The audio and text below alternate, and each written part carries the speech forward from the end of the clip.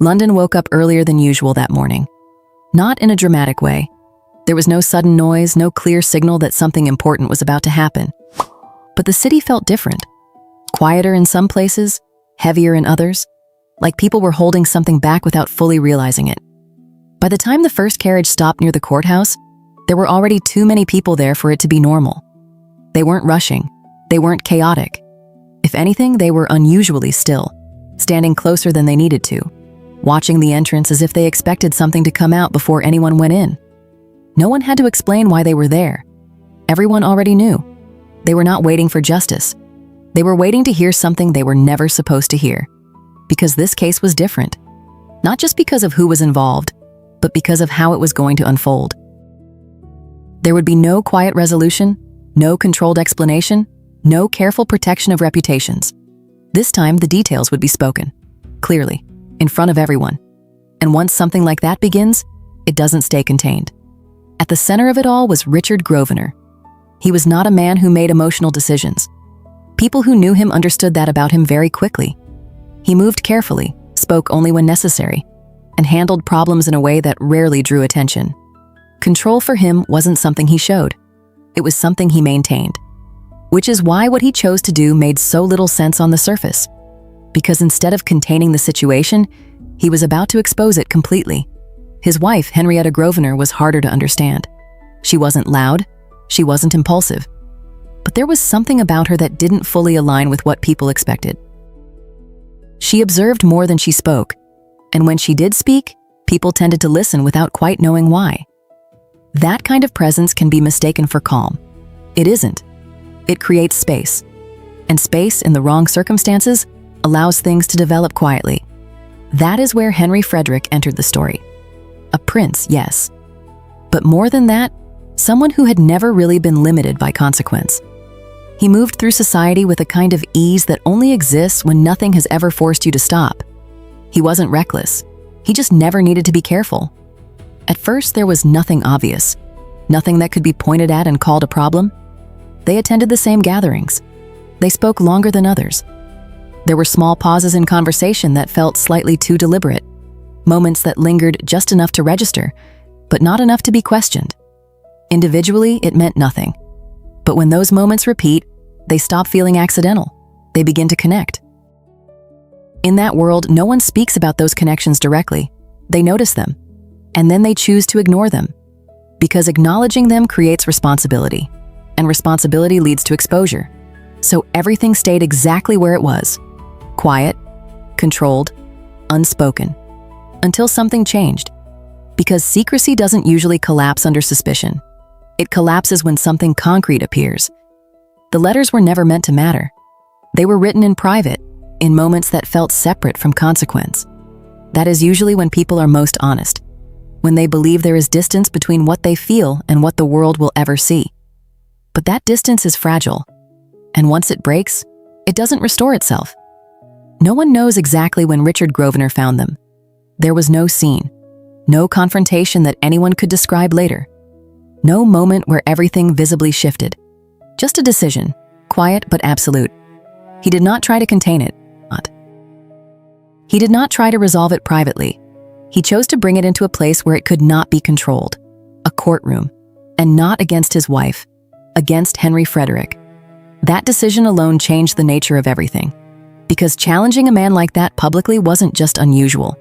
It was disruptive. It forced something private into a structure that required detail. And detail is what removes distance. Once details are spoken, people stop imagining. They start seeing. The story spread faster than anyone could manage. Not carefully, not accurately, but effectively. Names were repeated, connections drawn, small pieces expanded until they felt complete. People didn't wait to understand it. They started telling it. And as they told it, it changed. Because stories don't stay still once they leave the people they belong to. London felt it almost immediately. Not as panic, not as shock, but as awareness. Conversations shifted, people watched each other more closely. Even ordinary interactions carried a second layer, as if everyone suddenly understood that something normally hidden had been exposed.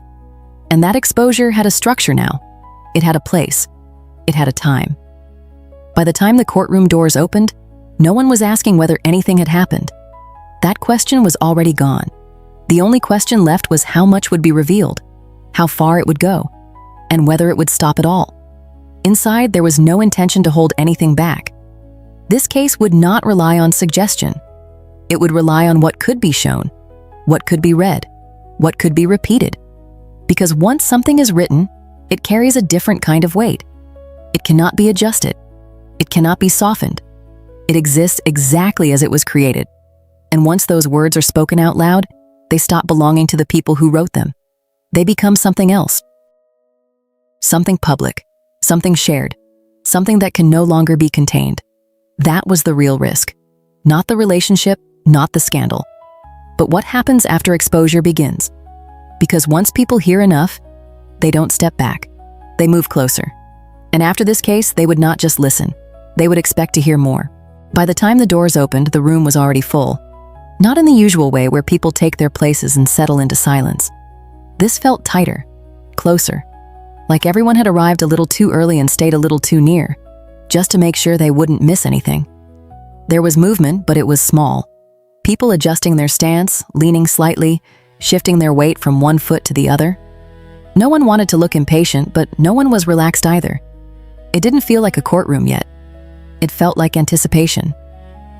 When Richard Grosvenor entered, the sound in the room didn't stop all at once. It lowered gradually, like people were catching themselves mid-conversation and deciding not to continue. He didn't look around.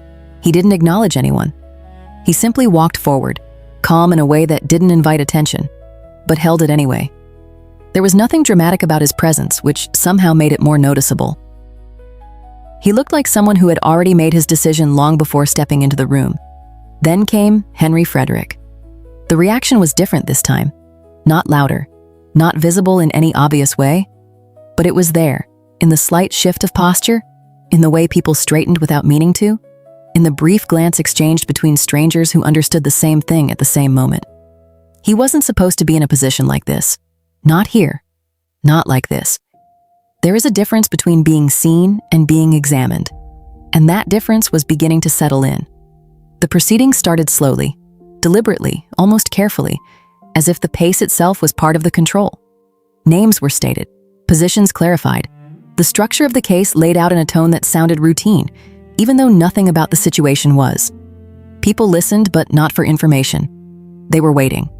The first witnesses were called servants. The kind of people who are always present and almost never noticed. The kind who see everything without being seen themselves. Now they were speaking.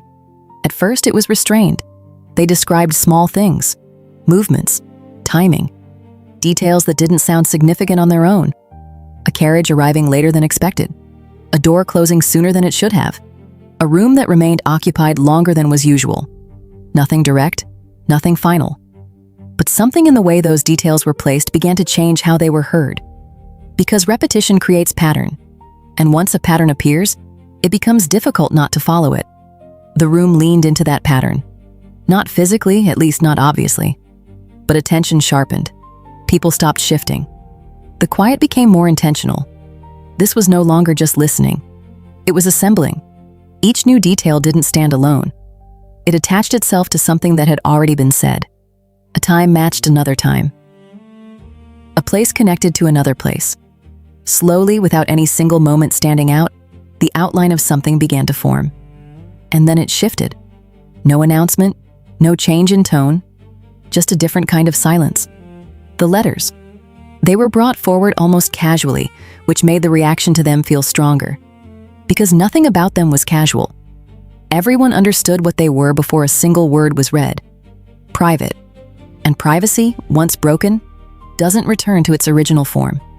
The first letter was unfolded slowly. Not for effect, but with a kind of care that made the room focus even more. As if everyone understood that what was about to be said would not be taken back once it was spoken. Then the reading began. The words didn't feel like evidence. They felt immediate. Not distant, not formal, but personal in a way that removed any space between the people involved and the people listening. That was what changed everything. Because as long as something remains abstract, it can be questioned. Once it becomes specific, it becomes harder to ignore. The The tone of the letters carried something beyond information. There was familiarity in them, a kind of closeness that does not need to be explained to be understood. People didn't react loudly, but they reacted.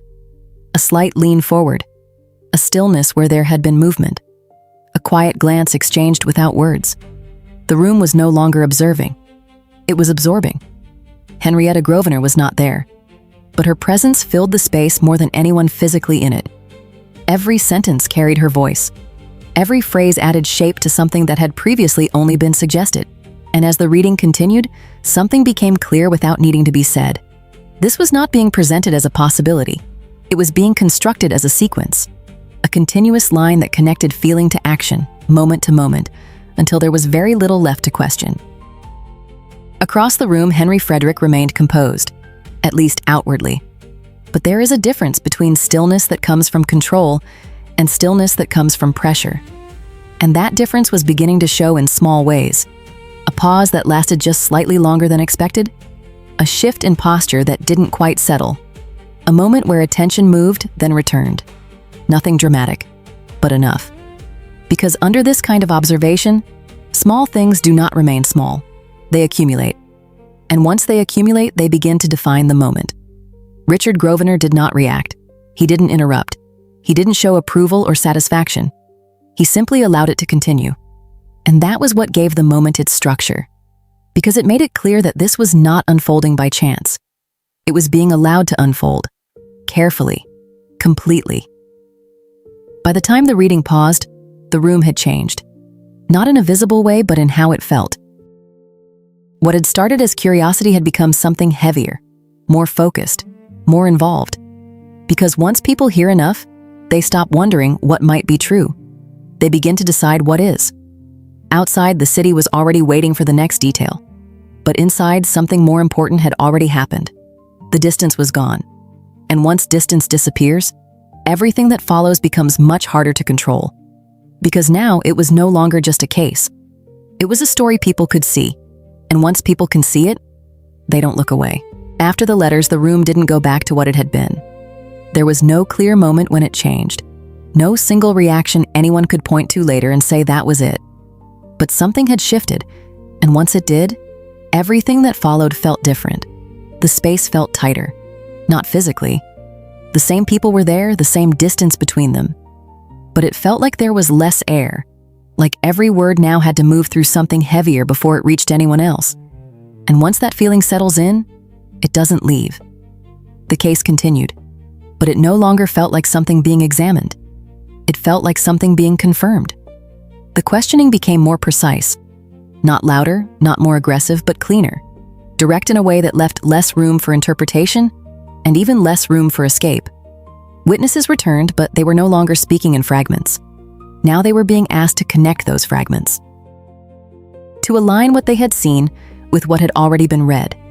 A carriage that arrived late was no longer just a detail. It belonged to a specific night. A door that closed too quickly was no longer just habit. It matched a moment already described. A light that stayed on too long was no longer coincidence. It became part of a sequence. And once those connections were made, something subtle but important happened. Possibility started to disappear. What had once been open to interpretation began to narrow into something much more defined. Across the room, Richard Grosvenor remained exactly as he had been from the start. Still, focused, unmoved. But now that stillness didn't look like restraint. It looked like certainty. Not the kind that needs to be proven in a single moment, but the kind that builds quietly, piece by piece, until it no longer depends on reaction. On the other side, Frederick held his composure, at least on the surface. But composure under pressure has a different texture than composure in control. It requires effort. And effort, no matter how subtle, leaves traces. They were small, almost invisible. A pause before answering that didn't quite match the question. A shift in position that suggested discomfort, even if it was corrected immediately. A moment where attention moved away, then returned just a fraction too late. Each of those moments, on their own, meant very little. But in a room that had already begun to lean in one direction, they didn't stay isolated, they connected. And once they connected, they began to matter. The questions changed again. Less about what had happened, more about why. But not in a way that demanded explanation, in a way that made explanation difficult. Because the more specific the questions became, the less space there was for a response that didn't create new problems. Every answer risked opening something else. Every clarification introduced another angle. And in that kind of structure, even silence begins to carry meaning. The audience felt it. They weren't just listening anymore. They were anticipating, following the direction of the questions before they were fully asked, forming conclusions before answers were completed. That is the point where something stops being controlled by the people involved and starts being shaped by the people watching. Because once a room begins to decide for itself, it doesn't wait for confirmation. It moves ahead of it. Outside, the story was already changing. It wasn't being repeated exactly as it was heard. It was being reshaped. Details emphasized, connections strengthened, moments adjusted slightly until they felt clearer, more complete, more certain. Inside, the same process was happening in a quieter way. Facts were no longer just presented. They were expected to fit. And increasingly they did. Henrietta Grosvenor was still not present, but her absence had taken on a different weight. At first, it created distance. Now, it removed balance. Because everything that represented her was being interpreted without interruption. Her words had already been read. Her actions had already been suggested. But there was no counterpoint, no correction, no moment where she could reframe what had been said. So what remained was a version of her that existed entirely within the structure being built around her. And that structure was becoming more complete with every passing moment. The pressure did not rise suddenly. It tightened, gradually, until movement within it became difficult, until responses felt constrained before they were even given, until the possibility of an alternative interpretation became harder to sustain. Frederick was no longer just responding to questions. He was holding a position, trying to maintain it as the space around him narrowed. Because once a narrative begins to close, it doesn't do it quickly. It does it carefully. Until there is nowhere left to step without reinforcing what is already forming. Richard Grosvenor understood that. He had not forced a conclusion. He had allowed one to develop, and that made it stronger. Because conclusions that feel discovered are rarely questioned. By the time the session moved toward its end, no one in the room was waiting for something dramatic. They were waiting for something quieter. The moment when everything they had already begun to accept would be acknowledged out loud. And that is the point where a case becomes something else entirely. Not a question, but a recognition. Something that feels less like a decision being made, and more like something already known finally being said. By the time the case began to close, the room didn't feel like a place where anything new would happen. It felt like a place where something had already happened, and everyone was simply waiting for it to be said out loud. The energy had changed again. At the beginning, there had been curiosity, then tension, then that quiet involvement where people stop observing and start forming their own conclusions. Now there was something colder, not excitement, recognition.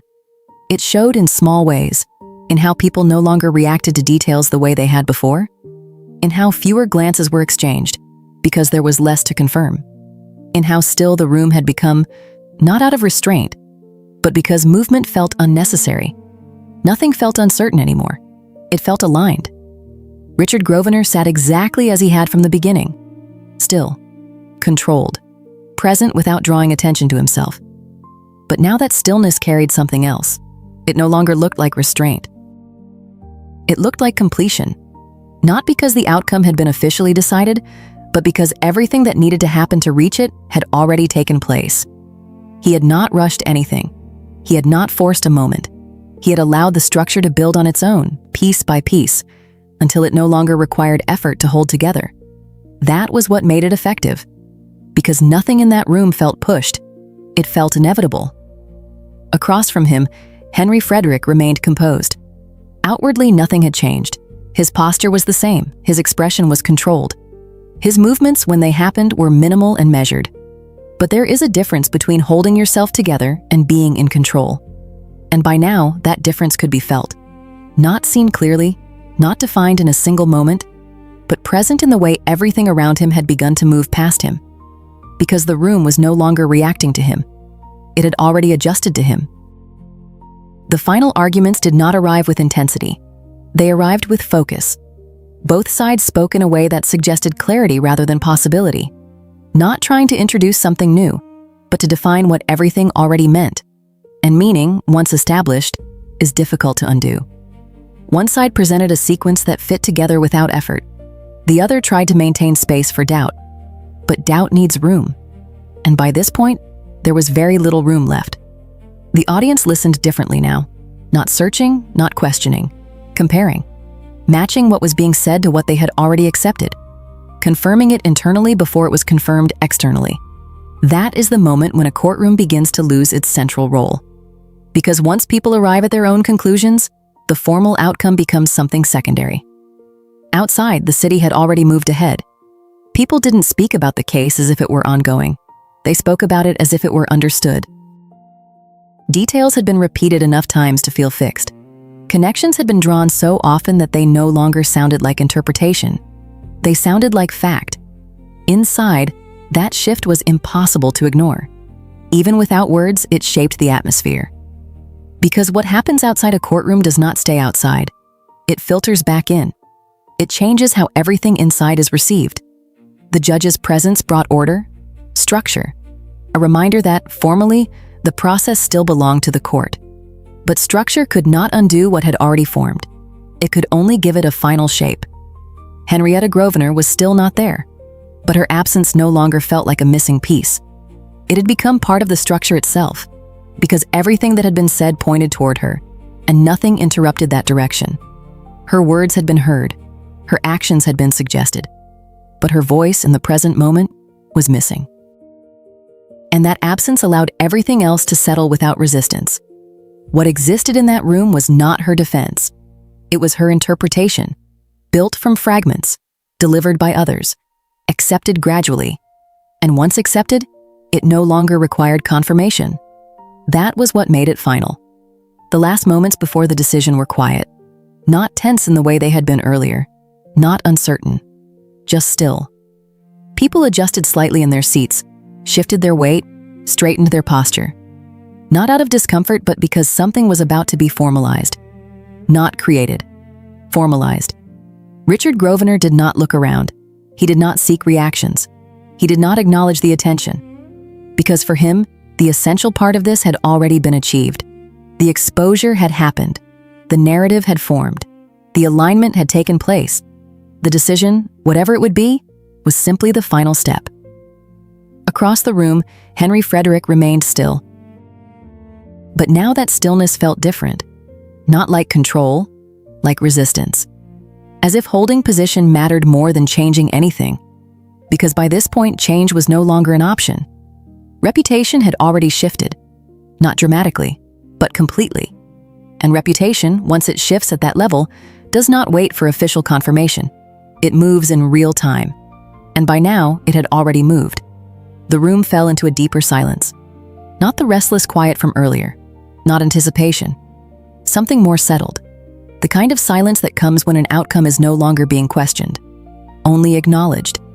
And in that silence, one thing had become clear. This was no longer just about what had happened between three people. It had become something else entirely. A demonstration of how far something private could be taken once it entered public space. Of how completely it could be examined. And of how little remained protected once the process had begun. Because what started as suspicion had turned into structure. What started as fragments had turned into narrative. And what started as something personal had become something shared. The decision was about to follow. But it would not change what had already happened. It would only confirm it. When the decision finally came, it didn't feel like the moment everything turned. It felt like the moment everything was simply acknowledged. There was no release in the room, no visible shift, no reaction strong enough to define the moment. Because by then, the change had already happened. The words were delivered clearly, almost quietly, but with enough structure to make them final. Damages awarded, £10,000. It sounded like a conclusion, but it wasn't. It was something catching up to what had already settled. Because this case had stopped being about the outcome long before the verdict. The outcome had only followed. Richard Grosvenor did not react. No satisfaction, no movement, no sign that anything had just been won. And in a way, nothing had. Not in the way people usually understand it. What he had done was quieter than that. He had taken something private and made it impossible to return to where it started. Not through confrontation, through exposure. He hadn't forced the room to believe anything. He had simply allowed it to arrive there. And once people feel like they reached a conclusion themselves, they don't question it. That was the control he rebuilt.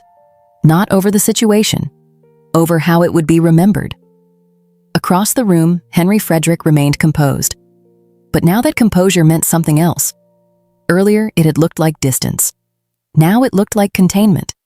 Because something had been taken from him that could not be restored. Not his title, not his position. Distance. The space that once existed between his actions and their consequences. That space was gone. And once it disappears, everything feels closer. Faster. Heavier. Judgment doesn't wait. Interpretation doesn't hesitate. And every movement that follows carries what has already been revealed. That was the real cost. Not the money. The exposure. Henrietta Grosvenor never spoke. But everyone heard her. Not directly. But enough. Her words had already done what no defense could undo. They had turned something personal into something shared. And once something becomes shared at that level, it changes. It gets repeated, adjusted, retold in ways that feel more complete than the truth itself. That is the part people don't notice. Not what is revealed, but what happens after. Outside the courthouse, the story didn't slow down. It spread, immediately. People didn't say they had followed the case. They spoke as if they had witnessed it. They repeated details with certainty, filled in gaps without realizing it. Because once a story reaches a certain point, it stops belonging to the people who lived it. It belongs to the people who repeat it, and repetition reshapes everything. The newspapers didn't hesitate after the verdict. If anything, they moved faster. Because now there was no risk in going further. There was confirmation, and confirmation gives permission to describe more, to connect more. To turn something that happened into something that can be consumed again and again. That is what this became. Not just a case, a pattern. Because what people saw here changed something fundamental. It showed that a courtroom could do more than resolve a dispute. It could take something private and reconstruct it in front of an audience, piece by piece, until it felt complete, even without every voice present. And once that possibility became clear, it didn't stay here. Throughout the 19th century, cases like this didn't remain rare. They multiplied, each one going a little further, each one revealing a little more, because the audience had learned something. Not just how to listen, how to expect. They no longer waited to be told whether something existed. They assumed it did, and they wanted to see it revealed. That is what changed. Not just the outcome of one case, the behavior around it. Richard Grosvenor proved that exposure, when structured carefully, is more powerful than confrontation. That control, once lost, can be rebuilt. In public. Frederick became something he had never needed to be before. Not just a man in a scandal, a reference point, a name attached to a moment people would return to when they wanted to understand how far something could go. And that kind of shift does not fade. It settles, quietly, permanently. Henrietta Grosvenor became something even harder to define, not because of what she did, but because of how it was revealed. She remained in fragments, in lines taken from letters, in versions repeated by others. And that version would outlive anything she might have said herself. The courtroom emptied slowly. Not because people wanted to stay, but because leaving meant stepping away from something they knew would not fully leave them. Because what they had seen was not just a resolution, it was a shift. The moment privacy stopped being protected by silence and started being shaped by attention. And once attention learns how to work like that, it doesn't forget. It looks for the next story, the next detail, the next moment where something hidden can be brought forward and held there long enough for everyone to see it clearly. Not carefully, not gently, but completely. And after this case, people didn't just believe that scandals existed. They understood something much more dangerous. They understood that privacy doesn't disappear. It just stops being protected.